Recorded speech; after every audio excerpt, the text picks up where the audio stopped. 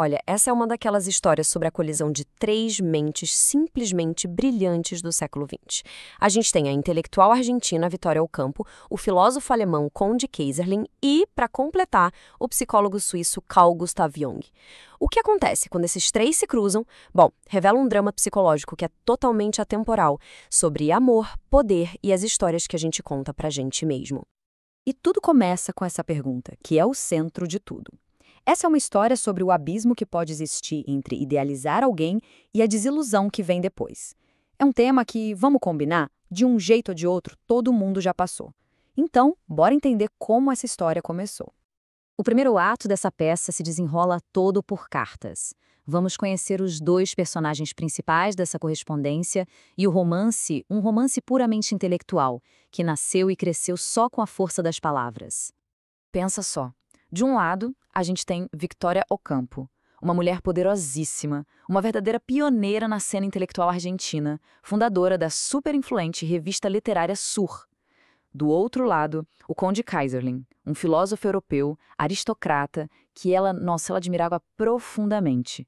Eram duas forças da natureza prestes a se encontrar. A troca de cartas deles começou com uma admiração que era quase religiosa por parte do Ocampo. A linguagem que ela usava era super intensa, super emocional, quase mística. Para ela, ele não era só um autor, ele era um sol intelectual, e ela sentia que podia florescer perto dele. É aqui que ela mesma confessa, com todas as letras, que criou uma versão idealizada do Keyserlin. Ela não se apaixonou pelo homem de verdade, que ela nunca tinha visto na vida, mas pelo seu Keyserlin, uma fantasia construída só com base nos textos dele e, claro, na imaginação dela. E esse caso intelectual foi tomando conta de tudo. A Ocampo se sentia completamente arrastada pela mente dele, sabe? Perdendo o controle, como se estivesse se afogando na própria admiração. Esse foi o auge da idealização. E de um ponto tão alto assim, o único caminho possível era para baixo. Agora a gente vai para o ponto de virada da história. Depois de um ano de cartas apaixonadas, chegou a hora do tão aguardado encontro na vida real. Um encontro que, bom, acabou sendo um desastre. Essa linha do tempo mostra bem a construção da expectativa. Imagina, um ano inteiro de cartas fervorosas e tudo isso culminando em um único momento. 5 de janeiro de 1929, em Versalhes. O palco estava montado, ou para um encontro épico, ou para uma catástrofe. E foi uma catástrofe. A realidade do homem Keyserlin, a presença física dele, o jeito dele, nada daquilo batia com o ídolo que a Ocampo tinha criado na mente dela. A fantasia simplesmente não sobreviveu ao primeiro contato com a realidade. Esse detalhe aqui é incrível. Na última carta que ela escreveu antes de ver ele pessoalmente, a Ocampo solta essa frase. É quase uma premonição. Parece que ela já sabia que encontrar o homem real ia significar morte do seu Keyserlin, daquela figura idealizada. Ela estava literalmente se despedindo de uma fantasia. E a reação do Keyserlin? Em vez de ter qualquer empatia, ele manda uma análise clínica dura. Ele interpretou a repulsa dela não como uma reação pessoal, mas como um sintoma da visão falsa dela, uma defesa psicológica para ela não ter um surto. O choque de perspectivas foi brutal. Arrasada com a experiência, a Ocampo foi atrás de um jeito de entender o que tinha acontecido.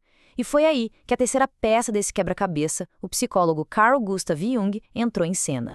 A Ocampo encontrou um baita consolo e, mais importante, um caminho para entender o que aconteceu nas teorias do Jung.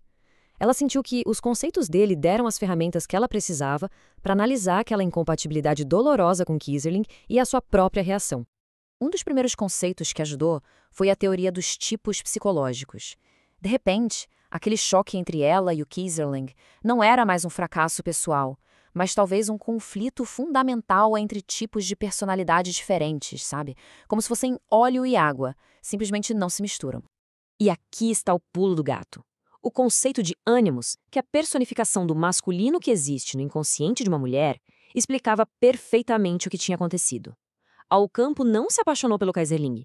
Ela projetou a imagem do ânimos idealizado dela nele. Ele foi só a tela em branco para a fantasia dela. Só que aí a história tem uma reviravolta.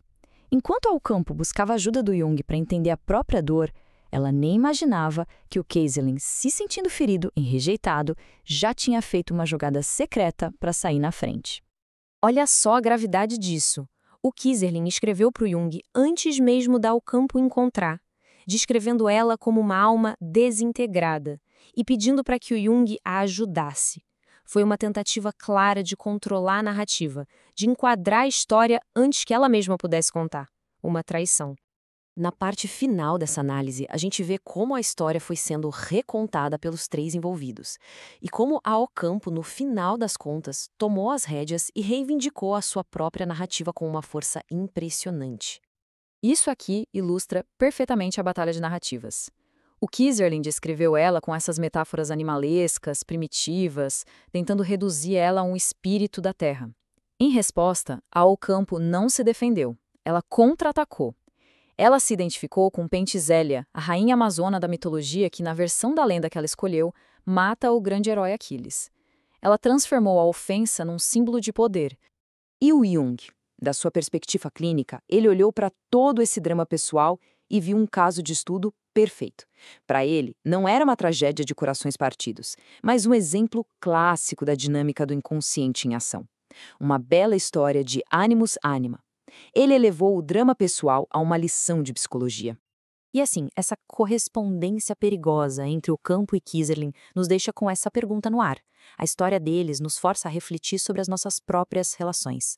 Quanto do que a gente ama é a pessoa de verdade? E quanto é projeção, é fantasia, é a história que a gente quer desesperadamente que seja verdade?